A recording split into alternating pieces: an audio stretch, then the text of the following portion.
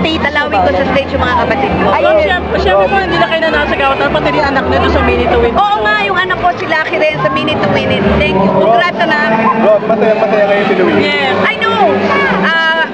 Nagbandi kayo recently nila Angel. Sabi niya thank Sa you. Instagram, nakita na. Yeah. Oo naman, nag-dinner lang kami. Bilang nanay po, inspirado si Luisa na masasabi. Alam mo, pag nanay ka, pag masaya ang anak mo, doble ang saya ng nanay. So, pag nakikita ko masaya ang anak ko with Angel, di hamak mas doble ang saya ng nanay. Ate D, sinabi ni Angel na parang kahapon lang nung huli kayong nag-dinner, nagkasama, parang talagang magulang kayo sa kanya. Do you feel the same way na parang walang nagbago, ganun pa rin? Yes, because si Angel is hindi na iba sa amin. There was a time nakasama din siya namin ng matagal. Every Christmas, mga important occasions, kasama namin siya. It was unfortunate na hindi sila nagkasama for a long time, but now they're back. And nakikita ko masaya naman, di ba? Eh di masaya rin ako.